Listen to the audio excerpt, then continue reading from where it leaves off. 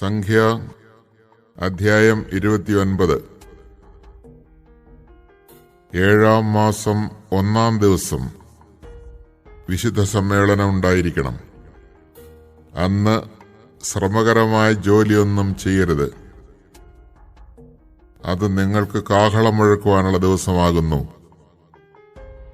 കർത്താവിന് മുമ്പിൽ പരിമളം പരത്തുന്ന ദഹനബലിയായി ഒരു കാളക്കുട്ടി, ഒരു മുട്ടാട്, 1 വയസ്സുള്ള 7 ആൺ ചെമ്മരിയാടുകൾ ഇവ അർപ്പിക്കണം.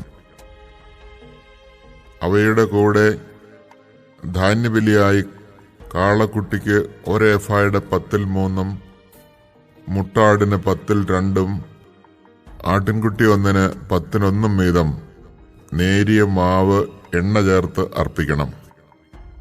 അതോടൊപ്പം നിങ്ങൾക്ക് വേണ്ടി പരിഹാരം ചെയ്യുന്നതിന് ഒരു കോലാട്ടിൻമുട്ടനെ പാപപരിഹാര ബലിയായി അർപ്പിക്കണം. അമാവാസികളിൽ അർപ്പിക്കുന്ന ദഹനബലി, അതോടൊന്നിച്ചുള്ള ധാന്യബലി, അനുദിന ദഹനബലി, അതോടൊന്നിച്ചുള്ള ധാന്യബലി,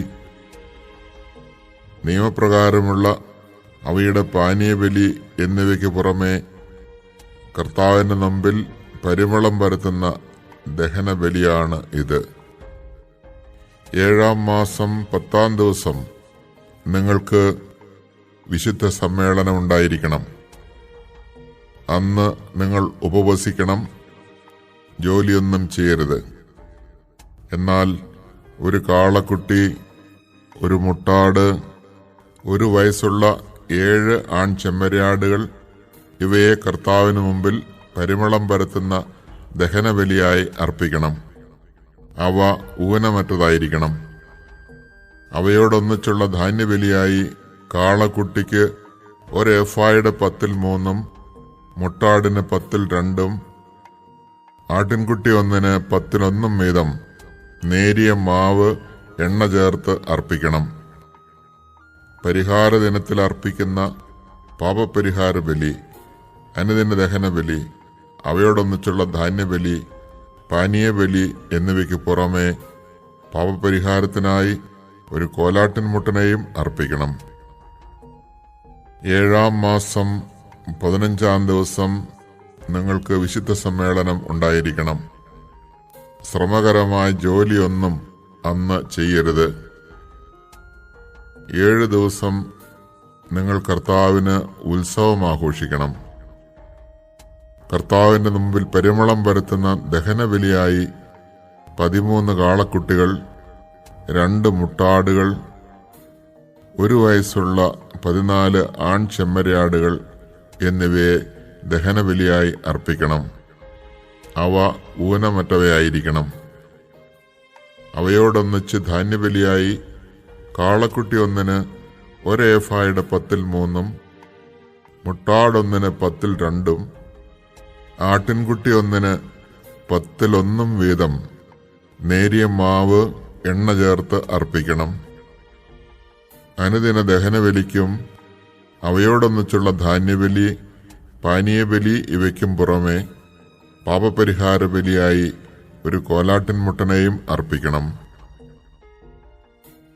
2-ാം ദിവസം 12 കാളക്കുട്ടികൾ, 2 മുട്ടാടുകൾ, 1 വയസ്സുള്ള ഊനമറ്റ 14 ആൺ ചെമ്മരിയാടുകൾ എന്നിവയെ നിയമപ്രകാരം അവയുടെ എണ്ണത്തിനൊത്ത ധാന്യബലിയോടും പാനീയബലിയോടും കൂടെ അർപ്പിക്കണം. അനുദിന ദഹനബലി, അതോടൊന്നിച്ചുള്ള ധാന്യബലി, പാനീയബലി ഇവയ്ക്ക് പുറമെ പാപപരിഹാര ബലിയായി ഒരു കോലാട്ടിൻമുട്ടനെയും അർപ്പിക്കണം. 3-ാം ദിവസം 11 കാള, 2 മുട്ടാട്, 1 വയസ്സുള്ള ഊനമറ്റ 14 ആൺ ചെമ്മരിയാടുകൾ എന്നിവയെ നിയമപ്രകാരം അവയുടെ എണ്ണത്തിനൊത്ത ധാന്യബലിയോടും പാനീയബലിയോടും കൂടെ അർപ്പിക്കണം. അനുദിന ദഹനബലിക്കും അതോടൊന്നിച്ചുള്ള ധാന്യബലിക്കും പാനീയബലിക്കും പുറമെ പാപപരിഹാര ബലിയായി ഒരു കോലാട്ടിൻമുട്ടനെയും അർപ്പിക്കണം. 4-ാം ദിവസം 10 കാളകൾ, 2 മുട്ടാടുകൾ, 1 വയസ്സുള്ള ഊനമറ്റ 14 ആൺചെമ്മരിയാടുകൾ എന്നിവയെ നിയമപ്രകാരം അവയുടെ എണ്ണത്തിനൊത്ത ധാന്യബലിയോടും പാനീയബലിയോടും കൂടെ അർപ്പിക്കണം.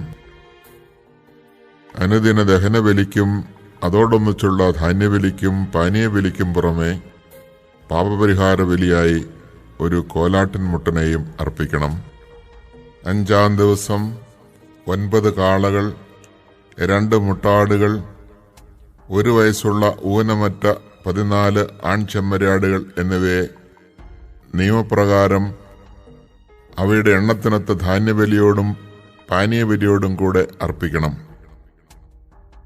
അനുദിന ദഹനബലിക്കും അതിന്റെ ധാന്യബലിക്കും പാനീയബലിക്കും പുറമെ പാപപരിഹാര ബലിയായി ഒരു കോലാട്ടിൻമുട്ടനെയും അർപ്പിക്കണം.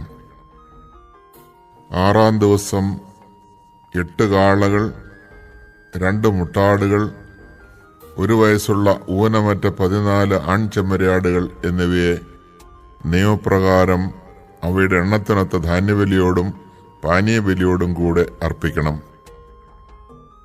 അനുദിന ദഹനബലിക്കും അതിന്റെ ധാന്യബലിക്കും പാനീയബലിക്കും പുറമെ പാപപരിഹാര ബലിയായി ഒരു കോലാട്ടിൻമുട്ടനെയും അർപ്പിക്കണം.